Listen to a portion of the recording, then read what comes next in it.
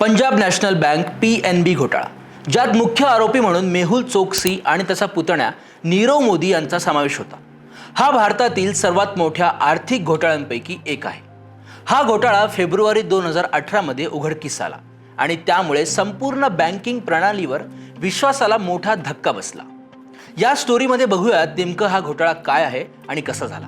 नमस्कार, मी युवराज। मेहुल चोक्सी हा गीतांजली ग्रुप या दागिन्यांच्या कंपनीचा मालक होता। ही कंपनी भारतात तसेच परदेशात दागिने तयार करून विकण्याचं काम करत होती।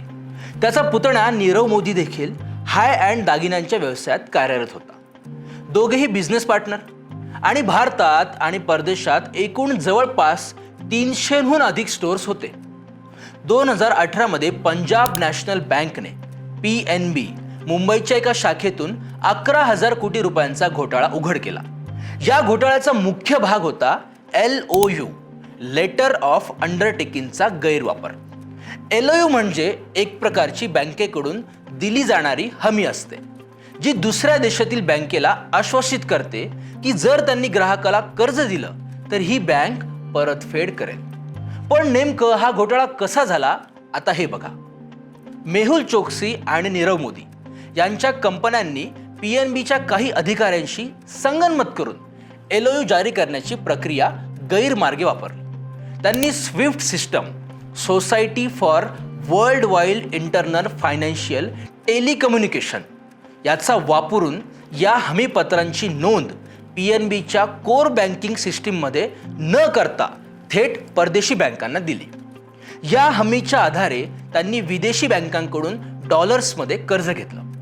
PNBच्या खात्यात याचा काहीही उल्लेख नव्हता, म्हणून व्यवस्थापनाच्या लक्षात हा घोटाळा आला नाही। ही प्रक्रिया 2011 पासून सातत्याने सुरू होती आणि दरवर्षी कोट्यवधी रुपयांचा गैरव्यवहार होत होता। सुरुवातीला हा घोटाळा 11,300 कोटी रुपये एवढा असल्याचं सांगितलं गेलं। नंतर ही रक्कम वाढत जाऊन 13,000 कोटी रुपयांवर अधिक झाली। नीरव मोदी आणि मेहुल चोक्सी याच्या संबंधित कंपन्यांनी या पैशांचा वापर दागिने आयात आणि निर्यात, नवीन स्टोअर्स उघडणं आणि व्यवस्थापन वाढवण्यासाठी केला। हा घोटाळा उघड झाल्यानंतर भारत सरकारने आणि ED एन्फोर्समेंट डायरेक्टरेट व CBI या यंत्रणांनी तातडीने चौकशी सुरू केली।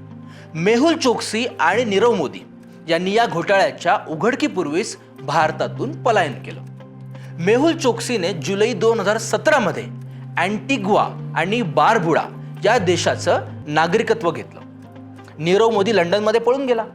दोघांवरही अनेक आर्थिक फसवणुकीचे गुन्हे दाखल करण्यात आले। त्यांच्या कंपन्यांची मालमत्ता जप्त करण्यात आली। अनेक स्टोअर्स बंद करण्यात आले। मेहुल चोक्सीने भारत सोडून कॅरिबियन बेटावरील अँटिग्वा आणि बारबुडा येथे आश्रय घेतला। त्याने तिथे गुंतवणूक करून नागरिकत्व मिळवले, त्यामुळे त्याला भारतात परत आणणं अधिक कठीण झालं। भारत सरकारने एक्स्ट्राडिशन ट्रीटी अंतर्गत त्याला परत आणण्याचा प्रयत्न केला, पण अद्याप त्यात यश आलेलं नव्हतं। 2021 मध्ये त्याला डॉमिनिकामध्ये ताब्यात घेण्यात आलं, पण त्यावरही कायदेशीर अडथळ्यांमुळे तो भारतात आणला गेला नाही। पण आता भारत सरकारच्या विनंतीला स्वीकारून मेहुल चोक्सीला बेल्जियममध्ये अटक करण्यात आली आणि त्याला भारतात परत आणण्यासाठी पथक रवाना झाले। तसेच नीरव मोदीला लंडनमध्ये अटक झाली आणि त्याच्या प्रत्यार्पणासाठी भारत सरकारने प्रयत्न सुरू केले।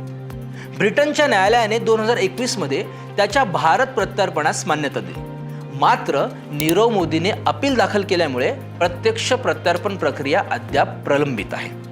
नक्कीच आताच मेहुल चोक्सीला तर अटक झाली आहे आणि नीरव मोदीलाही लवकरच अटक करण्यात येईल। हा PNB बँकेचा घोटाळा LOUचा गैरवापर करून कसा झाला, ही माहिती आम्ही या व्हिडिओमधून मांडण्याचा प्रयत्न केला। तुम्हाला ही स्टोरी कशी वाटली आम्हाला नक्की कळवा। तुर्तास एवढंच, धन्यवाद।